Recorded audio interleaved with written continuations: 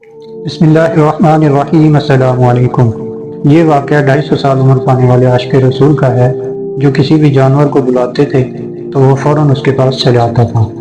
تو اس حوالے سے آپ کو ایک وظیفہ بھی بتائیں گے جو بہت ہی آسان ہے۔ آپ اٹھتے بیٹھتے چلتے پھرتے کام میں، اپنے گھر میں، اپنے گھر کے کاموں میں یا کہیں بھی کر سکتے ہیں بآسانی سے۔ اس کا کوئی ایسا مسئلہ نہیں ہے کہ آپ کو کوئی مشقت کا سامنا ہوگا، اور اس کو خواتین حضرات بھی کر سکتی ہیں اور مرد حضرات بھی کر سکتے ہیں۔ بلی کو پاس بٹھا کر اس وظیفہ کو کریں۔ 10 منٹ کا یہ وظیفہ ہے، آپ چلتے پھرتے بھی پڑھ سکتے ہیں۔ تو انشاءاللہ العزیز آپ کسی بھی مصیبت میں مبتلا ہوں گے تو آپ کو اس سے چھٹکارا حاصل ہوگا، اور اس کے ساتھ ساتھ اس کے جو فضیلت ہے اس سے بھی آپ مستفید ہو سکیں گے۔ تو چلیے پہلے آپ کو اس کا واقعہ سناتے ہیں کہ کس طرح سے 250 سال عمر پانے والے عاشق رسول کو یہ شرف حاصل ہوا۔ حضرت سلمان فارسی رضی اللہ تعالیٰ عنہ، ان کی کنیت ابو عبداللہ ہے، اور یہ حضور اقدس صلی اللہ علیہ وآلہ وسلم کے آزاد کردہ غلام ہیں۔ حضرت سلمان فارسی رضی اللہ تعالیٰ عنہ، ان کی کنیت عبداللہ ہے، اور یہ حضور اقدس صلی اللہ علیہ وآلہ وسلم کے آزاد کردہ غلام ہیں۔ یہ فارس کے شہر برہ مہر کے باشندے تھے، مجوسی مذہب کے پابند تھے، اور ان کے باپ مجوسیوں کی عبادت گاہ آتش خانہ کے منظم تھے۔ یہ بہت سے راہیوں اور عیسائیوں سادھوؤں کی صحبت اٹھا کر مجوسی مذہب سے بیزار ہو گئے، اور اپنے وطن سے مجوسی دین چھوڑ کر دین حق کی تلاش میں گھر سے نکل پڑے، اور عیسائیوں کی صحبت میں رہ کر عیسائی ہو گئے۔ پھر ڈاکوؤں نے گرفتار کر لیا اور اپنا غلام بنا کر بیچ ڈالا۔ یکے بعد دیگر یہ 10 آدمیوں سے زیادہ اشخاص کے غلام رہے۔ جب رسول اللہ صلی اللہ علیہ وآلہ وسلم مدینہ منورہ تشریف لائے تو اس وقت یہ ایک یہودی کے غلام تھے۔ جب انہوں نے اسلام قبول کر لیا تو جناب رسول صلی اللہ علیہ وآلہ وسلم نے ان کو خرید کر آزاد فرما دیا۔ جنگ خندق میں مدینہ منورہ شہر کے گرد خندق کھودنے کا مشورہ انہوں نے ہی دیا تھا۔ یہ بہت ہی طاقتور تھے، اور انصار و مہاجرین دونوں ہی ان سے محبت کرتے تھے۔ چنانچہ انصاریوں نے کہنا شروع کیا کہ سلمان منا یعنی سلمان ہم میں سے ہے، اور مہاجرین نے بھی یہی کہا کہ سلمان منا یعنی سلمان ہم میں سے ہے۔ حضور اکرم صلی اللہ علیہ وآلہ وسلم کا ان پر بہت بڑا کرم عظیم تھا۔ جب انصار و مہاجرین کا نعرہ سنا تو ارشاد فرمایا، سلمان منا اہل البیت یعنی سلمان ہم میں سے ہے۔ یہ فرما کر ان کو اپنے اہل بیت میں شامل فرما لیا۔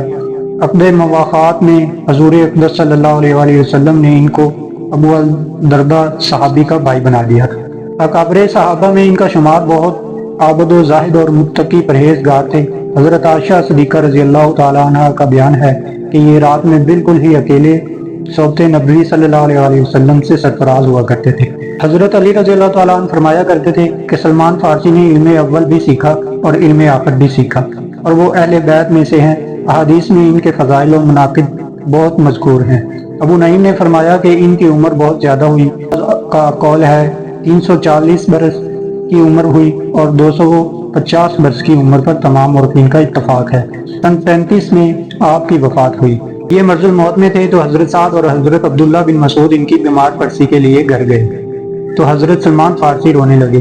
ان حضرات نے رونے کا سبب دریافت کیا تو فرمایا کہ حضور اکرم صلی اللہ علیہ وسلم نے ہم لوگوں کو وصیت کی تھی کہ تم لوگ دنیا میں اتنا ہی سامان رکھنا جتنا کہ ایک سوار مسافر اپنے ساتھ رکھتا ہے، لیکن افسوس کہ میں اس مقدس و وصیت پر عمل نہیں کر سکا کیونکہ میرے پاس اس سے کچھ زائد سامان ہے۔ بعض مورخین نے آپ کی وفات کا سال 10 رجب 33 یا 34 تحریر کیا ہے۔ بہت سی کتابوں میں اس کا حوالہ ملتا ہے کہ ملک الموت نے آپ کو سلام کیا۔ جب آپ کے وصال کا وقت قریب آیا تو آپ نے اپنی بیوی صاحبہ سے فرمایا کہ تم نے جو تھوڑا سا مشک رکھا ہے اس کو پانی میں گھول کر میرے سر میں لگا دو، کیونکہ اس وقت میرے پاس کچھ ایسی ہستیاں تشریف لانے والے ہیں جو نہ انسان ہے اور نہ جن۔ ان کی بیوی صاحبہ کا بیان ہے کہ میں نے مشک کو پانی میں گھول کر ان کے سر میں لگا دیا، اور میں جیسے ہی مکان سے باہر نکلی گھر کے اندر سے آواز آئی، السلام علیکم یا ولی اللہ، السلام علیکم یا صاحب رسول اللہ۔ میں یہ آواز سن کر مکان کے اندر گئی تو حضرت سلمان فارسی کی روح مزرعہ پرواز کر چکی تھی، اور وہ اس طرح لیٹے ہوئے تھے کہ گویا گہری نیند سو رہے ہیں۔ اس طرح سے خواب میں اپنے انجام کی خبر دینا۔ حضرت عبداللہ بن سلام رضی اللہ تعالیٰ عنہ کا بیان ہے کہ مجھ سے حضرت سلمان فارسی رضی اللہ تعالیٰ عنہ نے فرمایا، آئیے ہم اور آپ یہ عہد کریں کہ ہم دونوں میں سے جو بھی پہلے وصال کرے وہ خواب میں آ کر اپنا حال دوسرے کو بتا دے۔ میں نے کہا کہ کیا ایسا ہو سکتا ہے؟ تو انہوں نے فرمایا، ہاں، مومن کی روح آزاد رہتی ہے، روئے زمین میں جہاں چاہے جا سکتی ہے۔ اس کے بعد حضرت سلمان فارسی کا وصال ہو گیا۔ پھر میں ایک دن کیلولا کر رہا تھا. کیلولا اس کو کہتے ہیں جو مطلب دوپہر کے وقت سونا ہوتا ہے، اس کو کیلولا کہتے ہیں، اور یہ سنت کے مطابق ہوتا ہے. کیلولا کر رہا تھا تو بالکل ہی اچانک حضرت سلمان میرے سامنے آ گئے اور بلند آواز سے انہوں نے کہا السلام علیکم ورحمۃ اللہ.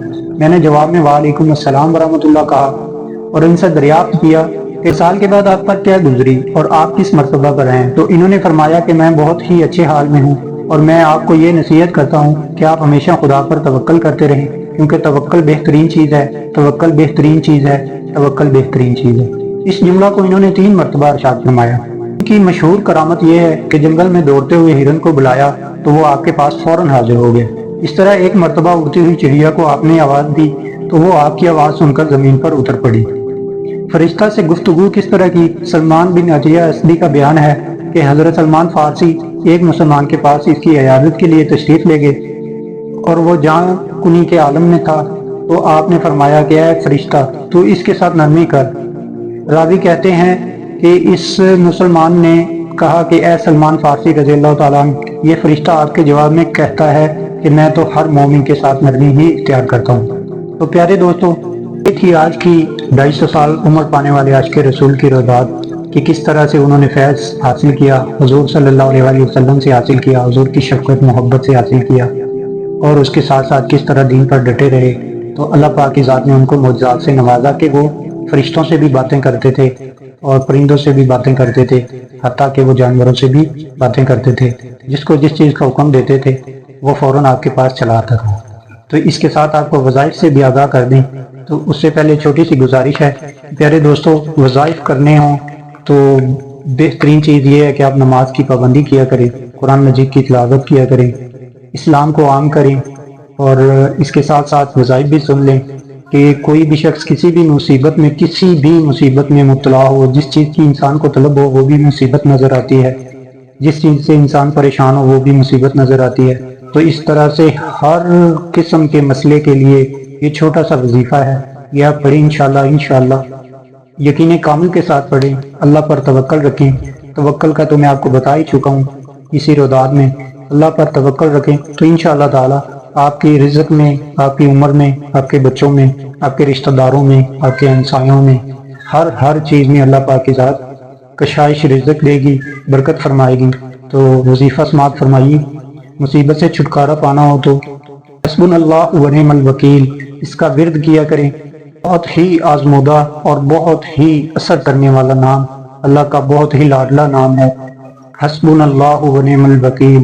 اللہ پاک کی ذات فرماتی ہے میں خود وکیل ہوں، میں خود وکالت کرتا ہوں، میں خود فیصلے کرتا ہوں.